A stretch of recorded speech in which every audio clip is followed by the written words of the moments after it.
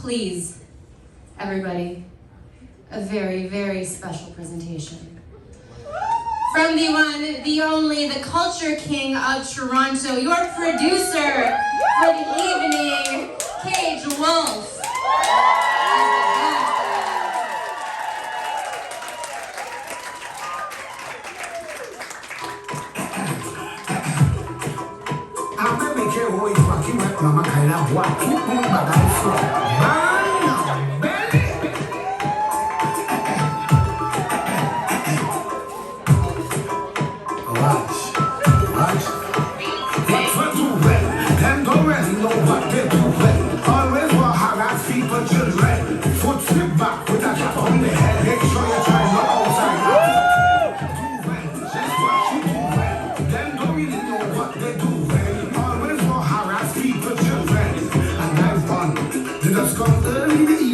Late in the night, one thing in mind is to take your time behind the bush with a big smile. Hello,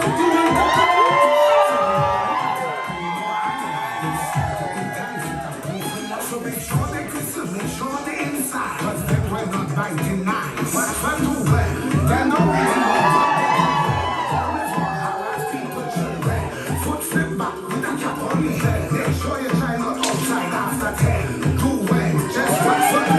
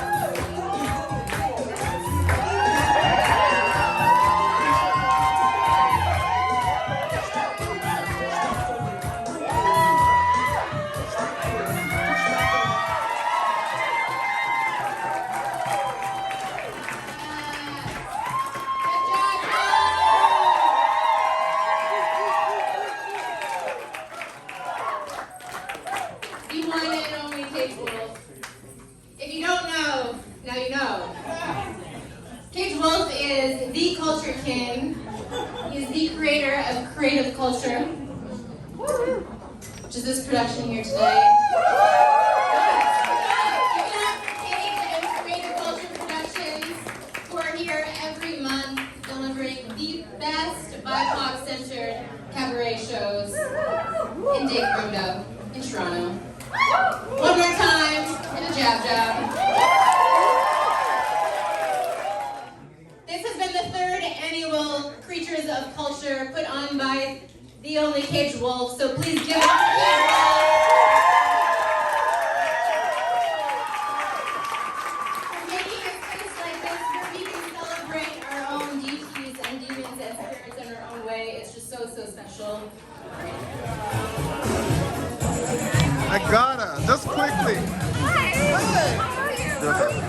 Tell me about the show, it's amazing. Oh, well, this is Creatures of Culture, the third annual Creatures of Culture. Okay, and it's all about BIPOC, Black, Indigenous, people of color, creatures, mythologies, legends, folklores. So that's where that's the Halloween focus, and it's the third annual. First one was virtual online.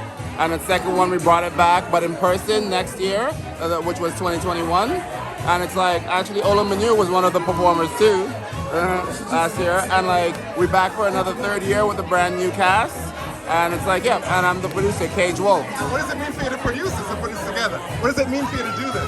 Oh, it means a lot because I get to not only share my culture, but give other people the opportunity to share their culture, their background, stuff that they're never or seldom encouraged to in their show life to share. And sometimes two people have to be like, oh wait, let me look into this that my parents have talked about or that I've heard about, but I've never bothered to because there are so many other Eurocentric things constantly coming at us. Right. Yeah. And just quickly, your jab piece, because I missed the introduction. Yeah. So tell me about that piece, just quickly. Okay, well, the jab is one of the most commonly played archetypes, deities, during Carnival. And it's because it's very much like, it's basically like, you know, the mascot, if you will, or like, yeah, it's the most popular one for Juve. And that's because we used to have dirty mass because we weren't allowed to participate in the pretty mass, in the carnival. So we had our own dirty masquerade in the cover of night at Juve, hence why we called it Juve. So like just when it's darkest, just before the dawn, and it's like we would cover ourselves in mud, the ancestors would cover themselves in mud and black oil, and to like dress up as a jab and don horns. Other folks would dress up as one of the matriarchs, Miss Dame Lorraine, and wrap themselves up and like and really accentuate their behind. Yeah. And you even had like, and everything was about disguise and play and embodying characters. Even a bunch of characters all wrapped in whites that would just throw powder. They're like mischief makers. And the thing is, it's like, if you think about it, like say a Juve celebration gets caught by any slave owners or like Europeans, it's like, you know, everyone looks all kinds of ways. You can't tell who's who. It's the black of night. And then you got a whole bunch of people throwing smoke in the air. You can't even see where you're going. Yeah. So it's like, if you see people, you have to catch people for anybody to like get any real punishment. So it's like, it was like all these layers in order to celebrate. So no matter what, like we always found a way. Fantastic. And it sounds like a tribute to your heritage. Yes, right? Most definitely. Yeah. Which part? Where from? I'm Trinidadian. I thought you were from Grenada, because Jab, I associate Jab with Grenada so much more now. Oh yes. My mother's Grenadian. Yeah, I always tell people the Grenadians, Juve, like nobody else. The Grenadians stay rooted in like the origin. So like the Grenadians, like enough people from everywhere go to Grenada, but like Juve and the dirty mass and the play, like literally I bumped into so many people who like, even one person who like saw my horns and like asked if they could use them because they're going to Grenada for that carnival. And then later on, 2 weeks later, I see that they actually know one of my mentors, and they were all in Grenada playing dirty mass. And it's like I see my horns in Grenada back in my mother's country with one of my mentors who's friends with this person. And it's like, that's like, just so you know, like people may not know much about Grenada, but Grenada is strong in like food, culture, and tradition. Yeah. Beautiful. Thank you, bro. Thank you. What's your name? Douglas. Douglas? Yeah, I see you all Kage. the time. Okay.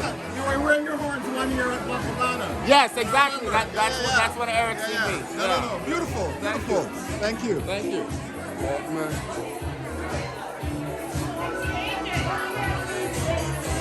Awesome.